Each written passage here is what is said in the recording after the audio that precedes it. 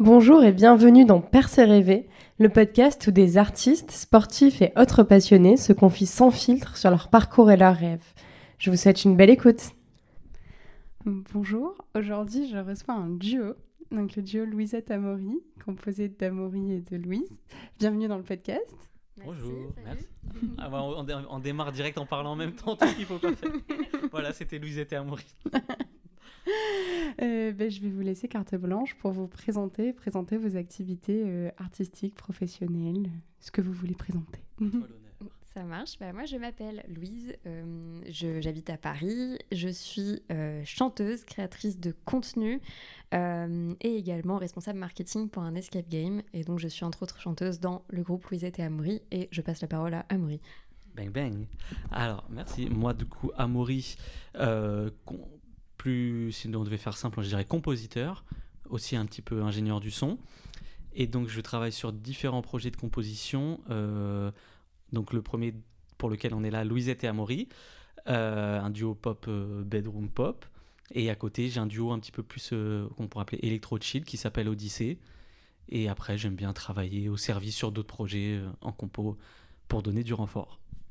Top. Alors, est-ce que vous pouvez me raconter quand est-ce que la musique est arrivée dans vos vies ? Et comment ? Est-ce que vous étiez dans un univers artistique de base ?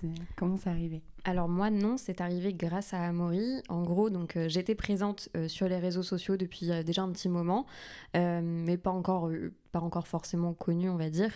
Et à un moment, j'ai fait une cover de Cœur de pirate, alors que je n'avais jamais chanté sur les réseaux avant. Et cette cover a plu à Amaury et derrière, il m'a contactée en me disant « Salut, je suis en train de... Enfin, j'ai en tête un projet depuis quelques temps, un projet un peu plus pop, inspiré un petit peu de vidéoclub. Enfin, on avait plusieurs inspirations communes. Et donc, il m'a contactée. Est-ce que ça te dit de faire 2-3 sons ? On les sort sur les plateformes, on voit ce que ça donne. Et ça a donné Louisette et Amaury. Et aujourd'hui, on est content de ce trajet déjà tracé, quoi. Il y a des choses de fait, mine de rien. Ça démarrait mal, ça fait le gros lourdeau. Salut Louisette, je m'appelle Amaury, je suis producteur. Et au final, ça a débouché sur quelque chose de cool. Alors de mon côté, je sais pas si je le dis parce qu'après il y en a qui vont faire des recherches, mais j'ai démarré à l'adolescence comme tout le monde, petit groupe de rap, fallait quelqu'un pour faire les musiques, enregistrer, donc j'ai commencé là. J'ai trouvé ça très sympa, le travail du son. Donc j'ai orienté mes études vers le côté ingé son. J'ai fait 5 ans d'études dans ce domaine, dans lequel on m'a dit n'espère pas faire de la musique, c'est bouché où il faut du piston, oriente-toi vers la télévision, ce qui n'était pas non plus moche, et j'avais démarré dans cette direction. Sauf que sur ma toute dernière année d'études, revirement de situation, un rappeur avec qui je parlais m'a dit le patron de mon label recherche un ingé son pour son studio. Donc j'ai sauté sur l'occasion et finalement j'ai rencontré Fred Landu, le grand mixeur de rap français, qui une fois mes études terminées m'a dit écoute, j'ai pas de poste à te proposer, mais j'ai un canapé derrière, tu peux venir au studio et puis regarder un petit peu ce que je fais. Et donc je suis allé le voir tous les jours pendant 1 an et progressivement ça a créé un poste un peu d'assistant. Et voilà, après il y a eu le côté assistant ingénieur du son, propose les premières instrus aux rappeurs qui passent. Après on se lance, j'ai pris mon propre studio, j'ai fait le projet Odyssée, accélération rapide, le Covid, tout ça. Et c'est vrai que y a eu toute la vague Stranger Things, Synthwave et tout, à mort, j'adorais. J'ai découvert Vidéo Club à ce moment-là. Il y avait aussi Thérapie Taxi, qu'on aime beaucoup tous les deux. Et je me disais, mais j'aimerais trop découvrir une chanteuse et travailler avec elle. Et un jour, je tombe sur la vidéo de Cœur de pirate et je me dis, oh, le potentiel de fou. En plus, tu commençais à avoir un petit peu de viralité, je pense. Ouais. Et je me suis dit, faut que j'y aille parce que, en gros, si c'est pas moi, ce sera un autre producteur qui va piquer la place et ça va cartonner, etc. Donc, j'ai un peu harcelé de messages et de commentaires pour qu'elle voie mes messages. Et quand elle m'a répondu, on s'est téléphoné. Ça a relativement bien matché, je pense, artistiquement. Et puis après c'est la légende. Non, après c'est première session studio dans un bar à Paris, mieux. Et puis tout ce qui a suivi, la signature en maison de disque, et les premières scènes, les péripéties et pas mal d'amusement. Et toi, Louise, quand il t'appelle, t'as pas du tout dans l'idée du coup de chanter. Tu l'avais fait, enfin, je veux dire, tu l'avais pas fait pour faire quelque chose de professionnel après cette Pas cover. du tout, vraiment. Et alors, quand j'étais petite, évidemment, comme tout le monde, je voulais être chanteuse. J'étais fan de Britney Spears et tout ça. Enfin voilà, c'était le rêve de petite fille, mais passer ça. Exactement, chanteuse française et je voulais être bohémienne aussi, avoir une chèvre dans une caravane. C'est véridique. Donc, non, j'avais pas du tout cette idée-là parce que très vite, j'ai eu le parcours assez classique finalement, avec les études de communication et puis le master. Et ensuite, voilà, j'ai suivi ma trajectoire dans le marketing et la communication. Mais je me suis mise sur les réseaux à une époque où j'avais envie, je sais pas, j'avais envie de, sûrement d'attention, hein, peut-être. Voilà. Et, mais je n'ai pas du tout pensé à je veux devenir célèbre ou je veux chanter. J'avais pas du tout d'idée en tête. Et je n'ai d'ailleurs jamais pris de cours de chant. Enfin, maintenant, si, j'en prends depuis cette année. Mais avant ça, j'en ai jamais pris pour te dire à quel point, non, j'imaginais pas du tout un jour avoir un tel projet avec Amaury. Et au moment où tu te mets sur les réseaux, même si c'est à la base pas du tout pour faire de la musique, est-ce que tu as cette difficulté de te mettre en avant ? Est-ce que tu étais à un moment où tu avais confiance en toi ? Je me pose souvent la question quand je vois, j'aime pas le mot influenceuse, mais c'est un peu ça, des personnes très suivies sur les réseaux. Est-ce que c'est des personnes qui ont très confiance en elles ou est-ce que, au contraire, c'est des personnes qui ont besoin d'attention, justement ? Ouais. Moi, franchement, je vais te dire exactement la raison. Enfin, quand c'est arrivé, c'était... Alors, déjà, avant, j'avais les réseaux, tu vois, j'étais sur Instagram et j'avais des comptes privés, mais je cherchais pas du tout, j'avais que mes amis dessus. Et à un moment, je suis tombée amoureuse d'un garçon, on est restés ensemble pendant 1 an. Ensuite, il m'a quittée et ça a été pour moi mon premier chagrin d'amour. Tu vois, c'était il y a pas si longtemps, j'ai eu mon premier chagrin d'amour à 30 ans, quoi. Et donc, ensuite, une fois... Quand j'ai commencé à me remettre de cette rupture, j'ai eu besoin de briller, j'ai eu besoin d'attention parce que justement j'étais tombée à un niveau très bas. Parfois je questionnais, fallait que je rebondisse parce que parfois je questionnais même mon existence tellement mon cerveau mais mon cœur était triste, tu vois. Okay. Donc oui, ça a été un gros besoin d'exister. Et ça a marché rapidement ? Enfin, est-ce que tu as vite justement eu cette attention sur les réseaux ? Je l'ai eue, mais elle a été tellement superficielle que je ne l'ai même pas prise au sérieux et que derrière, il a fallu que je fasse un vrai travail sur moi-même pour aller mieux et qu'encore aujourd'hui, il n'est pas du tout terminé. Et parfois même, j'ai l'impression, à cause d'une seule remarque et tout ça, que ça redescend au plus bas. Vraiment, j'ai des gros downs. Je pense que je suis une personne très émotive et c'est bien peut-être pour une artiste. C'est le but. Mais non, j'ai pas confiance en moi, je pense pas. Par contre, j'ai envie de m'affirmer, clairement. Ok. Et du coup, sur les réseaux, tu reçois de la bienveillance face à ça. Est-ce que ça t'a réparé un peu ? J'ai reçu de la bienveillance, il y a eu aussi des mauvais commentaires. En vrai, j'arrive à avoir beaucoup de recul par rapport aux commentaires que je reçois. Mais j'en ai aussi dans les positifs que dans les négatifs parce que... j'arrive pas souvent à me dire ah ouais, les gens adorent ce que je fais, c'est trop cool. Enfin, j'ai trop de recul par rapport à ça. Ouais, en fait je suis contente de ce qu'on fait, mais je sais pas, je réalise pas, je pense.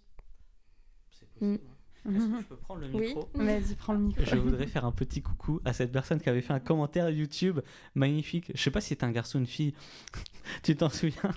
Camille, donc c'était après le clip de Mieux dans lequel je joue le rôle de l'ex de Louise, et il y a un enfant j'espère, qui a mis un message gentil pour Louise qui dit t'es trop belle et tout, et puis après dit lui pas trop mais ça va. C'était magnifique. Franchement c'est j'aime beaucoup. Après je comprends, il peut y avoir des trucs avec, il y a des gens aussi on sent leur aigreur des fois. Moi je regarde pas énormément tes commentaires et tout, mais quand je vois des posts, c'est un peu c'est toxique, mais comme tu dis, le fait de mettre une distance dans le positif comme dans le négatif, ça fait du bien parce que finalement les gens, certaines personnes, on a l'impression que ils sont mal et qu'ils ont envie d'entraîner les autres, alors que ça se trouve en s'ouvrant dans la positivité, au contraire ça pourrait être l'inverse, ils pourraient se faire ramener dans la positivité. C'était ma minute philosophe. Ouais, non, mais je suis assez d'accord sur le fait que... En fait, je pense que les gens, et nous aussi, du coup, quand on reçoit des commentaires, mais les gens dissocient les réseaux de leur vie. Oui. Et en fait, du coup, ils se permettent d'être sur les réseaux, ce qu'ils ne sont pas du tout dans la vie. Et nous, quand on reçoit des... Enfin, je dis nous, en termes créateurs de contenu au sens large, quand on reçoit des commentaires, on les dissocie aussi de notre vie, donc on ne les prend pas pour nous dans tous les cas. C'est assez perturbant, c'est 2 mondes différents, en fait. Mais c'est nécessaire et c'est une bonne chose, je pense, parce que ça peut très vite devenir dangereux. Je sais que les tout premiers commentaires, positifs comme négatifs, là, je les prenais très au sérieux. Et parfois, il y en a des négatifs qui étaient très perturbants. Mais une fois que tu mets cette distance, maintenant, j'arrive vraiment à faire la diff, quoi. C'est vital, hein. Ça peut être d'une méchanceté sans nom. Je sais pas, t'es vraiment moche, ou t'as l'air vraiment stupide, t'as rien d'autre. Enfin, des menaces, t'en as eu ? Ouais. C'est chaud, hein.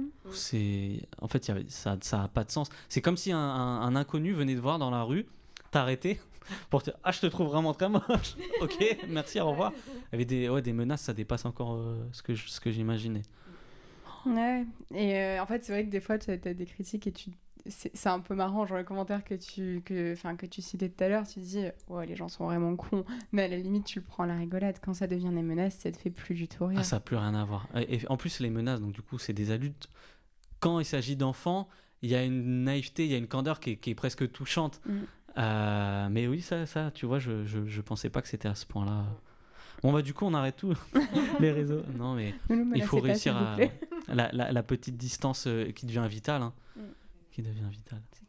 Et donc, du coup, Amaury, tu nous disais que quand tu as commencé tes études d'ingé son, on t'a dit que ça ne servait à rien de te lancer justement dans la musique. C'est ça, ouais. Qui était ce on déjà ? Est-ce que tes parents t'ont dit ça Non, en premier lieu ? Mes parents, ils m'ont soutenu de loin sans forcément comprendre les tenants et aboutissants, parce que c'est un domaine, quand on n'est pas forcément dedans, ingénieur du son, ça peut être un peu flou, parce que c'est du mix, du mastering, du rec, etc. Et c'était un petit peu le corps enseignant. Alors après, il y avait peut-être un côté un peu à la dure pour faire une... Parce que franchement, c'était des super enseignants, mais un peu faire un premier tri, de voir qui allait vraiment être motivé, et malgré un peu l'adversité, aller dire je m'en fous, c'est ça que je veux faire, et j'y arriverai, que quelqu'un qui aurait été un petit peu là, ouais, je me le raconte, je mixais de la musique, c'est bouché, ok, bon, je vais faire autre chose. Tu vois, il y avait peut-être ce côté première sélection un petit peu. Mais je pense que c'est assez répandu dans le milieu de l'ingénierie sonore, de se dire vous aurez plus... Peut-être parce qu'il y a plus de boulot dans la télé, il y a plus de flux, plus de création tous les jours, que la musique, finalement, il y a 4-5 gros ingés parisiens qui, comme ils ont du succès, ils récupèrent une majorité de projets. Et de la même façon, un DA qui se dit ok, mon projet, je veux qu'il soit bien mixé. Qui a mixé les albums que j'aime ? Je vais contacter la même personne, il y a un côté logique. Et du coup, il n'y a pas non plus 150 000 places. Et quand on l'a, il faut la garder, quoi. Oui, c'est sûr. Et t'avais autant envie de... en vrai, ton premier amour, du coup, toi, c'est le son. Et du coup, ça te dérangeait pas d'en faire pour autre chose que de la musique, c'est ça ? Complètement. En fait, quand on fait ces... Bon, alors, maintenant, ça a changé parce qu'il y a YouTube, il y a une quantité de tutos, on apprend, on comprend tout très vite. À l'époque, il fallait faire des recherches. Je parle de ça, c'était 2007, 2008. Et on comprend rien.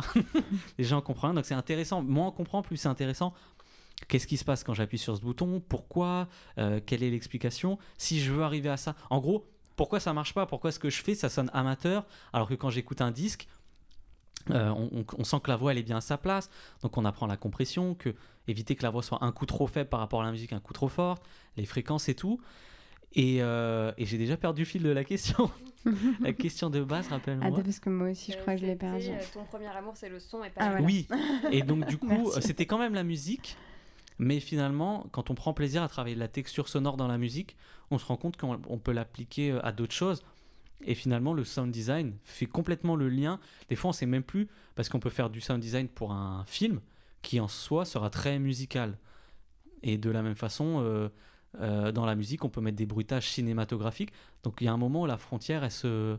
Et puis, finalement, mixer une voix pour le cinéma, on ne la mixera pas 100% comme dans la musique, parce qu'il y a moins de place et on fait plus de compromis, mais les outils sont les mêmes.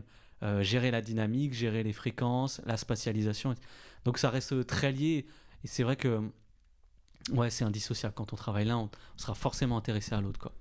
Et ce qui t'a intéressé du coup dans la musique, c'était la partie musique sur ordinateur ? Complètement. T'as jamais essayé d'apprendre un instrument en parallèle ? Alors c'est quelque chose, on va pas partir dans le négatif, mais que je regrette de ouf, parce que petit, ma mère me disait tout, apprends la musique, ça te servira.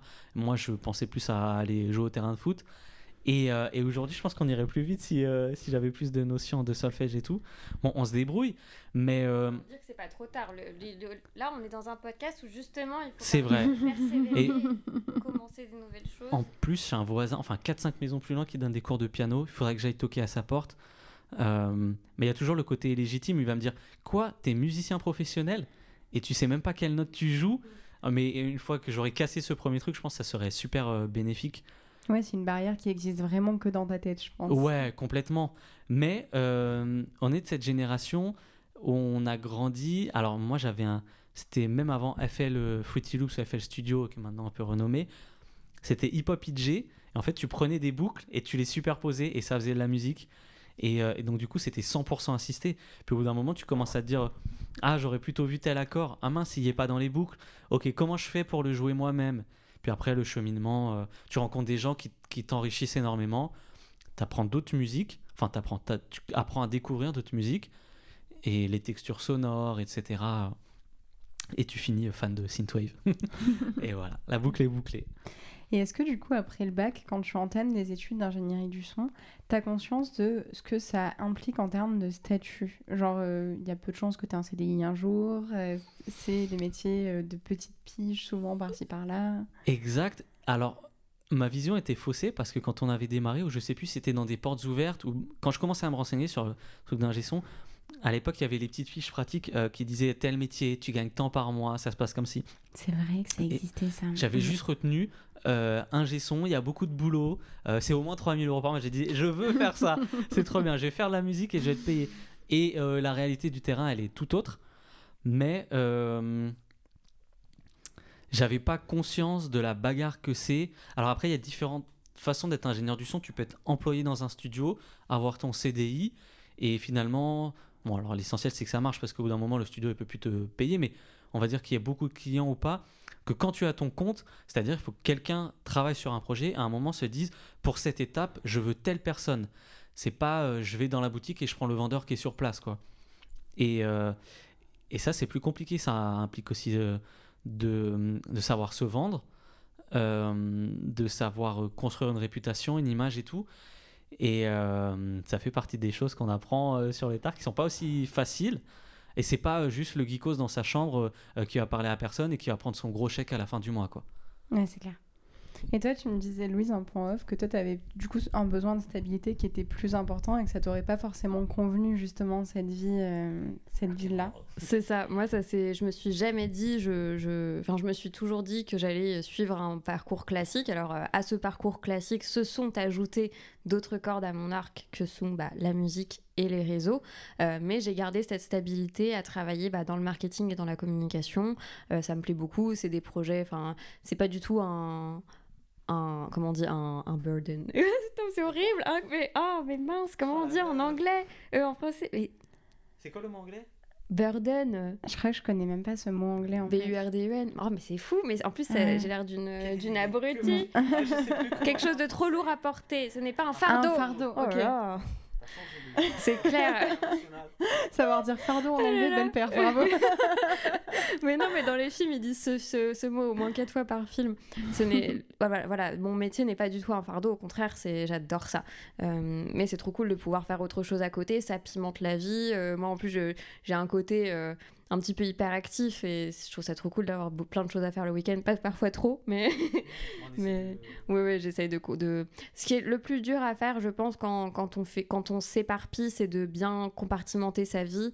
Là, j'apprends un petit peu mieux à le faire, mais voilà, j'ai dû par exemple prendre une coach de vie pour m'aider en fait à bien faire chaque chose, parce que finalement j'en suis arrivée un petit peu à me noyer dans un verre d'eau à force d'avoir trop de choses à faire. C'est même pas j'ai une pile de choses à faire trop importante, comme j'ai plusieurs sujets différents, mon cerveau n'arrivait pas à se focaliser et à bien faire les choses. Et là, c'est un peu ce que j'essaye de faire en ce moment. Alors, je sais pas ce que t'as dit, ta coach de vie, mais je sais pas si t'as le même ressenti que moi. Je suis un peu dans la même situation que toi, où du coup, la semaine, je bosse en production, et le soir et les week-ends, je fais le podcast, j'écris des articles, enfin, je fais d'autres choses pour lesquelles je suis pas ou peu rémunérée. Et du coup, je me suis retrouvée, moi, à un moment, dans un espèce de mood où j'avais l'impression de travailler tout le temps. D'ailleurs, on en a parlé aussi avec Amaury tout à l'heure. Où j'avais l'impression de travailler tout le temps et je me rendais compte qu'en fait, j'employais pas les bons termes parce que je disais toujours, genre, mais la semaine, je bosse pour le travail, le week-end, je bosse pour le podcast. Et en fait, au final, je n'avais que le mot bosser en tête et c'était devenu, en fait, un enfer, vraiment. Et alors qu'au final, c'est censé être des choses qui te plaisent. C'est mais ça. en fait, c'est au final la sémantique qui fait qu'on le vit mal. Oui, et puis finalement, quand les choses s'accumulent et qu'au final, tu n'as plus vraiment de temps pour toi, où tu peux juste penser à rien et t'affaler sur ton canapé, en fait, tout paraît être un travail finalement, et ça enlève le côté plaisir. Et moi, j'ai essayé de changer ça. Et une de mes solutions, là pour l'instant, c'est que j'ai pris 2 jours off pendant 2 mois. Je prends 2 jours off par semaine. Le temps vraiment de bien travailler sur mes sujets à côté. Et comme ça me laisse un petit peu plus de temps le week-end. Voilà, ça va être je vais le faire que pendant 2 mois, je pense, mais ça m'aide déjà beaucoup, juste prendre du temps pour soi et assumer que t'es fatigué, en fait, t'as envie, même si je dors bien la nuit et que je fais toutes mes heures, à côté, en fait, je suis fatiguée mentalement, quoi. Ouais, en fait, tu dis, c'est dommage d'avoir justement plein d'activités passion et de plus être passionné par ça parce que t'es trop épuisé, quoi. Vas-y, Amaury va rajouter quelque chose. Piquer le micro à tout prix. Non, c'est le moment où on bascule. Parce que moi, pareil, la musique, c'est des trucs de passion. De je veux faire à il faut que je fasse. Et là, il y a un gros switch qui change beaucoup de choses.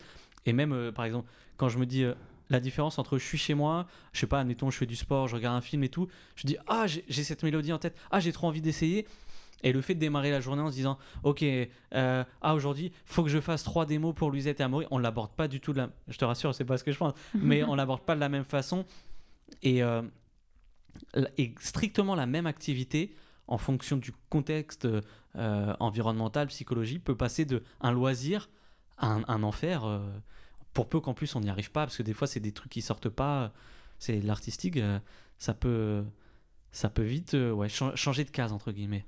C'est clair, et je pense que du coup c'est important de savoir faire des pauses dans ces moments-là. Enfin, je sais que ça m'est déjà arrivé pendant quelques jours de pas du tout bosser sur le podcast et au bout d'un moment de me dire ça me manque. Et alors ça. Que quand on est tout le temps dessus, ça nous manque plus, on a presque plus envie. Dans la tête tout le temps, ouais.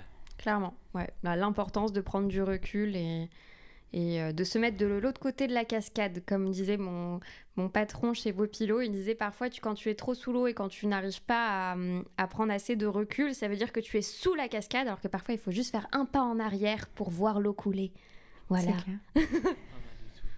Et du coup, j'imagine que dans ces moments-là, ces moments où vous en pouvez plus et vous êtes juste crevé, vous avez traversé des moments de doute aussi sur qu'est-ce que je continue à faire, est-ce que j'ai encore envie de ça, est-ce que j'ai pris les bonnes décisions. Alors oui, en toute honnêteté, ça peut arriver. En plus, alors ce qui s'est passé par exemple avec notre projet, c'est qu'on a un projet mieux qui a très bien marché sur les réseaux sociaux, et donc en fait, ce projet-là a connu un succès fulgurant en à peine quelques semaines. Donc, ça veut dire qu'on avait une grosse attente. Déjà, les autres personnes, le monde extérieur avait des grosses attentes par rapport à nous, et on avait aussi nous-mêmes de grosses attentes par rapport à notre projet. Et donc, les projets qu'on a sortis après, qui ont parfois un peu moins marché, ou n'ont pas eu un côté si fulgurant, ça nous déçoit finalement, alors que c'est l'autre qui avait surperformé, oui, voilà. Donc parfois, malheureusement, on est déçu, alors que si mieux n'avait pas aussi bien marché, on aurait été très content. Par exemple, tu vois ce que je veux dire ? En fait, on s'était fait parce que mieux, en plus, on a eu la chance, malchance, qu'il arrive, c'était le 2e de notre discographie. Et donc, du coup, tout de suite, on s'en est fait un peu une référence. C'est aussi bien que mieux, c'est pas aussi bien.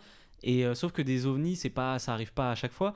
Et donc, du coup, si mieux n'avait pas existé, les titres qui sont arrivés après, on se serait peut-être réjoui des chiffres et du fait qu'il y avait ce comparatif avec un gros succès. Tout est relatif, mais un gros succès à notre échelle, en indé, on se dit mais c'est une contre-performance, alors qu'en fait tout est une question de repère. Si on s'était dit on est 2, on fait de la musique, à l'époque on était indépendant, on aurait dû se dire c'est déjà chouette en fait, qu'il y ait autant de gens qui nous écoutent, mais la pression elle vient vite et on se la met très rapidement, dès lors aussi que dès qu'on chante, on a un peu ces envies que ça fonctionne, de faire des concerts, d'en vivre, je sais pas, ça dépend des périodes, mais on veut que ça marche, quoi, tout simplement.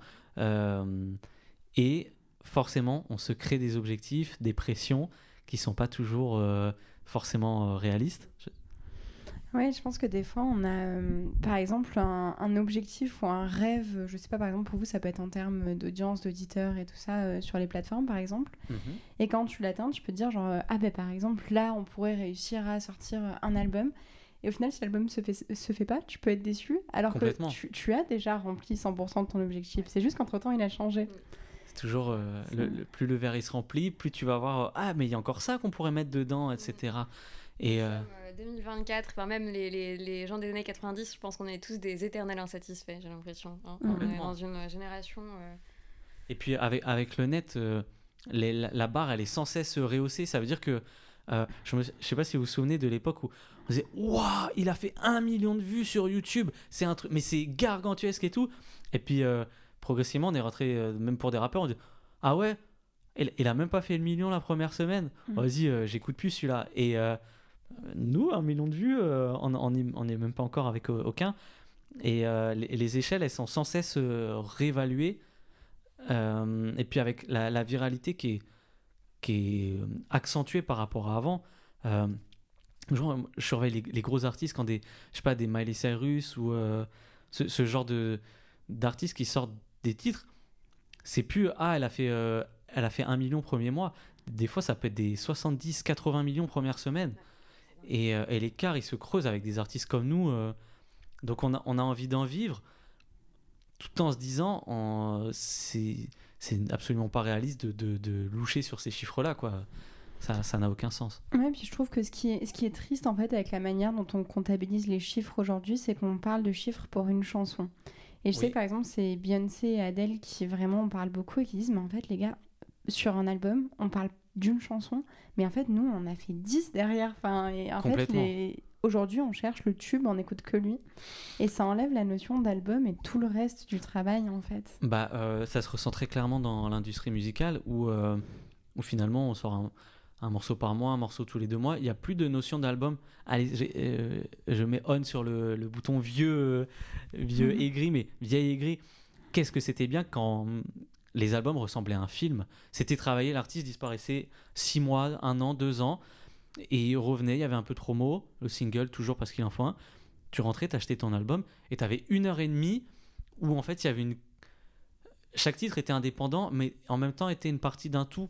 Finalement, maintenant, un album, c'est une playlist des bons singles qu'on a sortis précédemment, quoi. Exactement. Il n'y a plus beaucoup d'artistes. Alors, je sais que typiquement, Orelsan sur Civilisation a fait ça. Tu l'écoutes, c'est un film. Mais il y a de moins en moins d'artistes, effectivement, qui prennent la peine de le faire, au final. On va spoiler pour le P. Louisette et Amaury préparent une intro. On va essayer un petit peu quand même d'avoir un fil conducteur où, en fait... vas-y, viens, voyage avec nous. Pendant 1 heure, tu es dans notre monde et tu te construis les images que tu veux, mais c'est un peu nous qui guidons le scénario. On va essayer, tant que faire se pourra, de faire ce genre de truc. Après tout, malgré tout, en tant qu'artiste, il faut aussi tenir compte des évolutions et avoir des sorties régulières. Parce que, même après, je te rends le micro, quand on se dit, ok, là, on sort un morceau tous les 6 mois, on joue notre carrière sur ce morceau pendant 6 mois, que de dire, ok, on en sort un, on rajoute une pierre à notre édifice, il prend pas, c'est pas grave, on a d'autres choses à raconter. Je sais que toi, t'étais pas trop fan du truc, on sort un morceau, on le partage à fond pendant des mois que sur celui-ci, et que t'es plus dans le truc, on décline l'étendue de nos talents. Oui, c'est ça, j'étais plus... Enfin, je sais pas quoi dire de plus, oui. Désolée. Mais du coup, je veux bien que tu nous racontes un petit peu votre processus de création et surtout, du coup, comment vous faites pour réussir à créer alors que vous n'êtes pas tous les deux à Paris et que toi, tu as un travail à côté. Ouais. Franchement, c'est Amaury, la plus grande tête pensante du projet, vraiment, qui va le plus travailler, en tout cas en amont sur tout le projet. Et moi, je vais... Comment ? Oui, mais non. Alors, je reprends le micro. En fait, finalement, sans le savoir, Louise, elle avait fait la première partie du travail, finalement, par le personnage qu'elle a créé sur les réseaux, que ensuite j'ai récupéré. C'est un peu un je te passe, tu récupères. Parce qu'elle a créé, à travers ses sketchs, l'humour, etc., un personnage que j'ai essayé de mettre en musique. Et finalement, même là, tout à l'heure en studio, quand je te fais écouter t'es qui, toi ? En fait, c'est un truc qui me vient parce que dans ma tête, je visualise le personnage que tu as créé. Donc c'est un peu boomerang, et une fois que j'essaie de créer un départ de feu, une étincelle, etc., je repasse, Et là, elle prend ou elle prend pas. Tiens, c'est toi qui raconte. Oui, exactement. Ça se passe comme ça. Généralement, il va me proposer une mélodie et une punchline sur cette mélodie. Et de là, va s'en découler nos futurs titres. Là, aujourd'hui, d'ailleurs, ce matin, on a enregistré un son en entier et 2 nouvelles démos. Voilà. Ouais, des démos très cool. Et ça s'est passé. Une des démos que j'ai enregistrées ce matin, je la connaissais pas du tout avant ce matin. Exactement. Ok, c'est très productif du coup. Je te pose une question, on la coupe si t'as pas envie d'y répondre. Comment ça se passe du coup dans ton boulot marketing, en fait ton boulot avec des gros guillemets classiques, quand tu leur dis qu'à côté t'as autant d'activités artistiques et tout ça, est-ce que c'est quelque chose qui est bien vu, on te charrie dessus? Moi c'est hyper bien vu parce que en plus je suis responsable marketing pour un escape game et quasiment tous nos game masters ont des tafs à côté et souvent artistiques, c'est beaucoup de comédiens, de musiciens, donc finalement c'est une entreprise où c'est très démocratisé d'avoir une activité à côté. Moi c'est pas vraiment pareil parce que je ne suis pas game master et j'ai un contrat à 35 heures assez classique, mais voilà, ça reste déjà ils sont très contents pour moi, ils m'écoutent parfois Est-ce que pour les niais comme moi tu peux nous expliquer ce qu'est un game master s'il te plaît? Ah, c'est vrai. Un game master, c'est une personne qui va vous faire jouer lors d'un escape game. C'est la personne qui va vous briefer, vous immerger dans l'histoire, vous suivre ensuite avec un casque et un écran pendant votre mission et à la fin débriefer avec vous. C'est cette personne qui vous envoie les indices parfois quand il y a besoin. Je pense que ça doit être un des boulots les plus drôles que tu peux faire. Ouais, je suis aussi game master à mes heures du coup et franchement c'est très... oui, en fait quand on travaille dans les bureaux, on est aussi formé parfois sur des salles et on est très souvent appelé à faire game master. Ouais. J'ai fait un petit aparté, mais j'ai fait un escape game d'horreur pour mon anniversaire. Et sauf que moi je hurle dès que je sursaute. Et mais je pense que le gars en face devait être mort de rire parce que vraiment il m'a vu hurler de détresse pendant 1 heure quoi. Ouais. En plus ils doivent rester super impassibles pour rester dans leur rôle. Des fois t'as des mecs, je sais pas, c'est des croque-morts, ils doivent être un peu sinistres et à côté ils doivent avoir envie de rire mais à pleine gorge. Je pense que vraiment tu rentres chez toi le soir, t'as une nouvelle dinguerie chaque jour à raconter. Je pense que ça doit être hilarant. Si t'as des copains de Game Master, en vrai je serais trop contente de les interviewer. Ah bah grave, je leur dirais. Parce que ça doit être trop marrant à découvrir comme métier. Ça marche. Vraiment. Est-ce que vous pouvez nous parler du coup un peu plus de votre projet et des différentes chansons et titres que vous sortez, parce que j'imagine que tout le monde ne vous connaîtra pas dans les auditeurs, donc faites votre promo. Enfin un tour de rôle. Parler des prochains titres exactement ou du projet en général? De tout, de votre projet de manière générale. Alors Mieux par exemple, c'est notre chanson qui a pour l'instant eu le plus gros succès, et donc on est très content de cette chanson. C'est celle qui dit j'aimerais bien dire à mon ex, et c'est une chanson qu'on a écrite parce que c'est vrai que je parlais souvent de mon ex sur les réseaux, mais de façon quand même bienveillante, mais ça se voyait que j'avais quand même le seum, et s'en est découlé cette chanson humoristique. Exactement, c'était vraiment humoristique, c'est très bienveillant, mon ex l'a entendu d'ailleurs et ne l'a pas du tout mal pris, mais c'est bien, c'est une chanson un petit peu d'empowerment, je dirais, pas féministe, mais même les garçons peuvent la chanter. Même les garçons, exactement, même les garçons peuvent la chanter, donc voilà pour Mieux. Un morceau qui était un peu sous-coté, mais au final qui fait sa vie. Le tout premier qu'on a fait, qui s'appelle Dans un bar à Paris, qui a mon affection parce que c'est le premier qu'on a fait. J'avais envoyé juste la musique à Louise, une compo, et tu m'avais envoyé une vidéo où tu faisais Dans un bar à Paris, et en fait à partir de là il a juste suffi de broder à partir de... En fait c'était vraiment prendre les images qu'elle crée sur Insta et se dire si entre guillemets on pouvait convertir des images en musique, qu'est-ce que ça donnerait. Et notre première session studio, et puis on avait fait un petit clip totalement homemade. Il y avait des amis à toi qui s'étaient impliqués, on avait été dans un bar à Paris, et j'en garde un souvenir affectueux parce que c'est vraiment le premier, il est fait avec beaucoup de bonne volonté. Tu tiens, je t'avais laissé l'appareil photo pour les trucs que tu n'osais pas trop faire quand il fallait te filmer et tout, et voilà, c'est à peu près ce que je voulais dire dessus. Est-ce qu'on en fait d'autres? Est-ce que d'autres titres? Allez-y. Duquel tu voudrais parler? Je peux parler d'Allô Maman. Allez, avec plaisir. Allô Maman, un peu dans la continuité de Mieux. Là, ça parle plus... pareil, il y a un côté assez female empowerment et féminisme.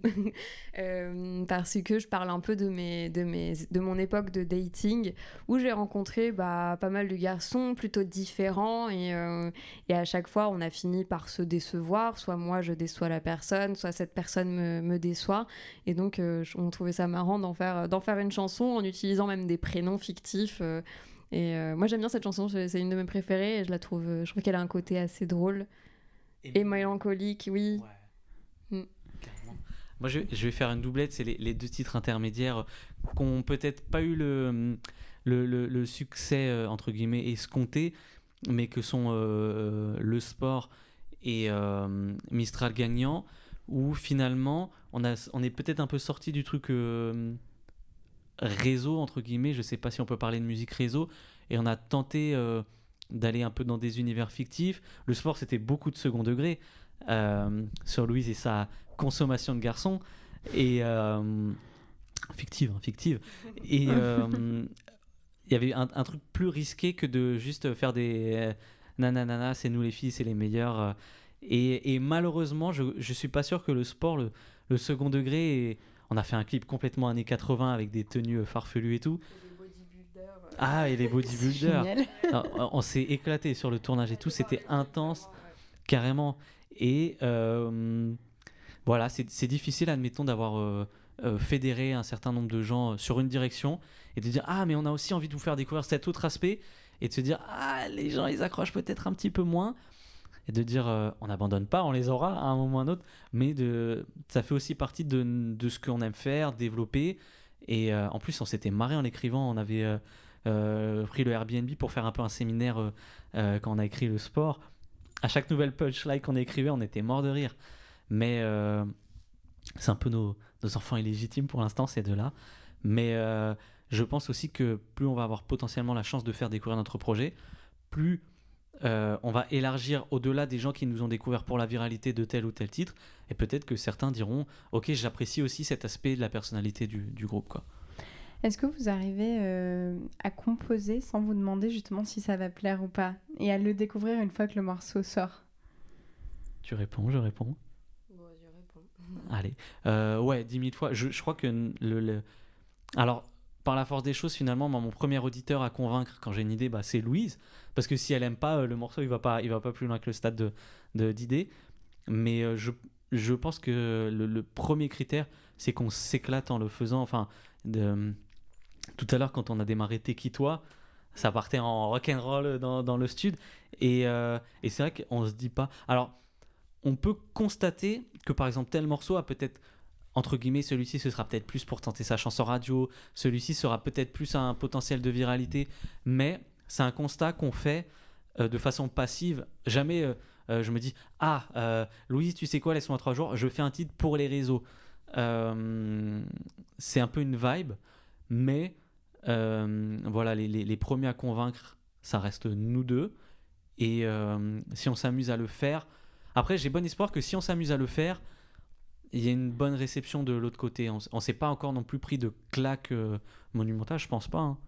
Même Joue contre joue, par exemple, qu'on avait fait très spontanément, on s'est dit c'est un petit morceau sans prétention, et puis en un an et demi, il a dépassé largement, je crois, le demi-million de streams, et ça fait notre bonheur, parce que c'est comme dire ok, à tel instant on a voulu vous partager tel ressenti qu'on avait, et après vous prenez pas, mais on aime bien que les gens prennent, quoi. Au-delà, c'est pas une question de stats ou d'argent, mais de se dire on tend une main pour un partage de quelque chose, et il y a des gens qui arrivent à le ressentir. On peut comprendre que les gens ne soient pas perméables à tout ce qu'on propose, mais de dire ok, nous c'était un peu émotion nostalgique et tout, Jeu contre joue, toi tu as mis un peu du personnel, et le fait de se dire ok, ça a provoqué telle émotion chez les gens, on le fait pas pour ça, mais avoir ce retour a posteriori, c'est plaisant quand même. C'est sûr. Ouais. Et tu vois, tu dis, je reprends ta phrase, on fait pas ça pour les stats ou l'argent, et je pense que c'est totalement vrai. Mais toi, tu vis justement de ça. Par contre, c'est toute la contradiction de l'artiste qui dit je m'en fous que ça plaise ou ça plaise pas, mais aimez bien quand même, parce que moi, il faut que je mange derrière. Tout à l'heure, Louise, tu parlais du fait d'avoir le schéma classique, entre guillemets, à côté. Je pense qu'aujourd'hui, c'est le plus raisonnable. chose que je ne fais pas, parce que je me laisse peut-être un peu dévorer par mes passions, mais il faut suivre plutôt l'exemple de Louise. Après,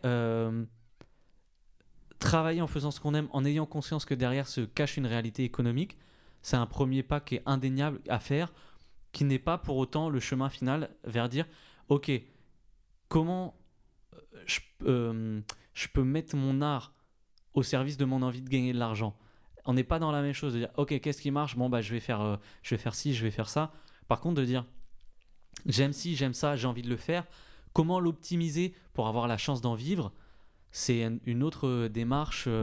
On avait encore cette discussion ce matin. Notre projet à l'heure actuelle n'a pas breaké sur les radios, etc. Et se pose la question toujours de dire est-ce que on doit s'imprégner de ce que font les radios, de ce que diffusent en majorité les radios, quitte à perdre de notre singularité, ou est-ce qu'on essaie d'injecter notre singularité, d'envahir les radios avec? Et c'est un compromis qui est pas facile à trouver. Il y a toujours faut pas tomber dans le cliché de on est des artistes incompris, si les radios nous aiment pas, c'est qu'elles ont pas compris, nani nana. Mais il faut prendre en compte que si à un moment on veut toucher des gens, il faut s'y faire un pas vers eux. C'est pas moi je te donne ça et tu prends, tu te démerdes, si t'aimes pas, t'es un con, t'as pas compris. C'est dire comment on peut communiquer, c'est un échange. Tout en se disant, ok, ne pas tomber dans les œuvres de commande, de dire, ah, le public, il aime ça, on va faire ça. Parce que je crois qu'on s'éclaterait pas. On a déjà essayé des trucs où c'est pas nous. Je sais que toi, si on fait du générique, attention, je suis pas en train de dire que les radios diffusent du générique, mais si, on va dire, pour réduire les risques de notre singularité, on repart vers du générique, on s'amuse pas. Qu'est-ce que t'en penses? Ouais, ce serait un peu lisse en fait. Oui, ce serait lisse et puis je sais pas, on a envie de garder notre patte et voilà. Ensuite, si les radios n'aiment pas, j'ai pas envie de dire qu'on s'en fiche non plus, mais oui, après la réalité économique, parce que la réalité économique, c'est pas de dire on veut percer pour s'acheter une grosse voiture, c'est de dire on veut déjà pouvoir travailler sur notre musique à plein temps et que ça rentabilise nos journées et de pas se dire je peux pas payer mon loyer, je peux pas payer mes courses et tout. Alors toi, tu as ton travail à côté qui te plaît, etc. Je pense pas que tu te projettes de dire je veux plus le faire, etc. Mais se dire peut-être trouver un entre-deux, mais se dire par exemple ma musique marche suffisamment pour que 2 fois par semaine je sois dans une ville différente de France et que je puisse faire la fête avec des gens en chantant mes morceaux. Ça, tu vois, il n'y a pas un côté messou, machin. Mais par contre, il y a une certaine envie que ça marche quand même. Donc, je pense que c'est un curseur à placer quelque part entre, d'un côté, la singularité, je veux faire aucun effort, moi j'ai ça à vous donner, vous vous démerdez. Et l'autre côté, vous voulez ça? Je vais vous donner ça et je m'en fous de ce que moi j'ai envie de dire. Donc, il y a un juste milieu à trouver. Curseur. C'est exactement. ça. Je pense qu'on a vachement glorifié pendant longtemps les artistes qui, justement, faisaient aucun compromis. Je sais pas si vous avez vu le film Bohemian Rhapsody sur le groupe Queen. Oui. Voilà, il y a un moment où justement quand ils font le morceau Bohemian Rhapsody, leur producteur leur dit non mais ça va jamais marcher. Complètement. C'est leur plus gros morceau aujourd'hui. Et justement Freddie Mercury dit alors on part et ils quittent ce producteur et ils deviennent Queen grâce à ce coup de gueule. Je dis ouais super. Mais genre il y avait quand même 99% de chances qu'ils se barrent et qu'il se passe rien après. Complètement. Tu vois, genre c'est quand même un énorme risque d'en faire qu'à sa tête. Après, c'est la légende, parce que là, on parle d'artistes qui sont peut-être dans les 5 ou les 10 plus géniaux de toute l'histoire de l'humanité.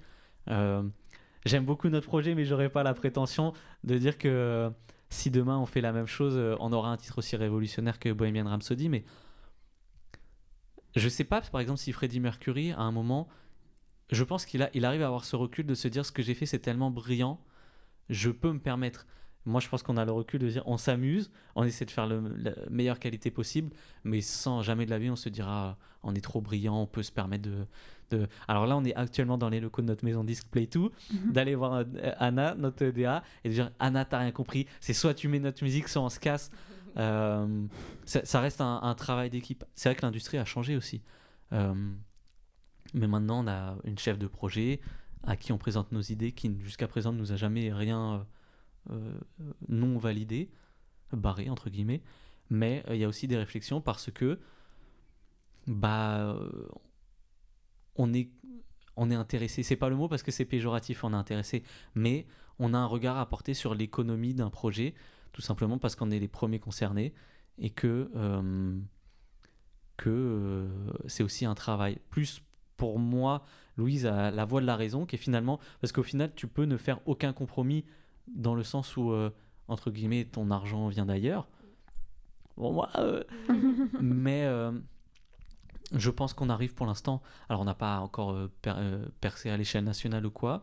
On a la chance d'avoir quelques titres qui ont des statistiques sur lesquelles on ne crache pas. Mais on cherche ce curseur. C'est vrai que demain, si on a un succès en radio qui est fait dans la continuité de ce qu'on présente, je pense qu'on s'en plaindra pas. Après, voilà, on cherche une recette qui ne dénature pas ce qu'on a envie d'exprimer. C'est quoi là vos projets pour la suite? Est-ce que vous avez d'autres sorties, des tournées? Tournées, on aimerait bien. L'idée, c'est qu'on se rapproche. On recherche un booker justement pour faire un petit peu plus de scènes. Et sinon, la sortie d'un EP pour lequel on termine les morceaux qui le constitueront.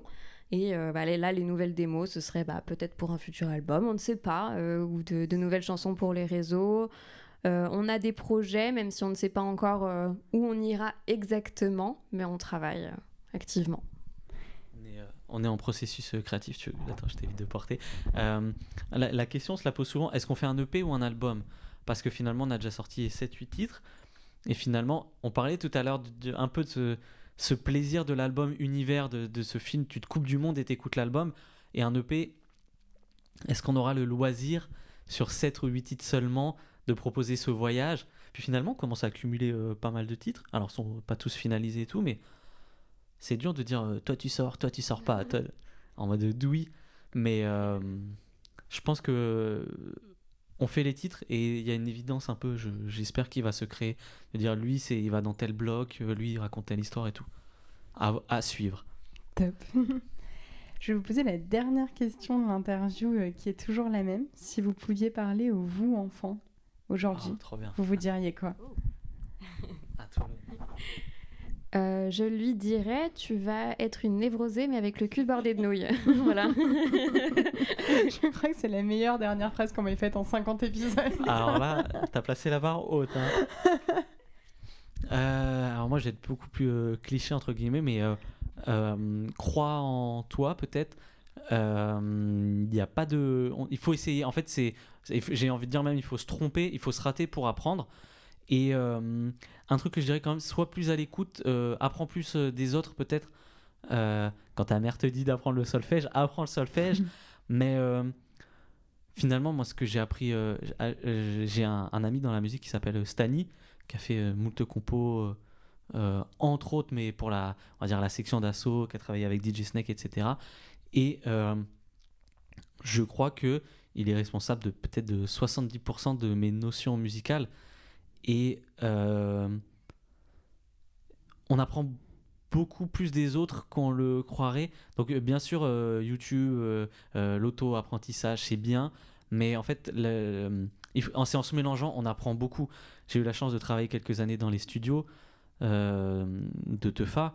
C'est un vivier, tu croises tout le temps des gens et il n'y a rien de plus enrichissant, quoi. Merci beaucoup. Merci à toi. Merci beaucoup. L'épisode est maintenant terminé, j'espère qu'il vous a plu. N'hésitez pas à vous abonner au podcast sur les plateformes et sur les réseaux sociaux pour ne rien manquer de son actualité. Et je vous dis à très bientôt.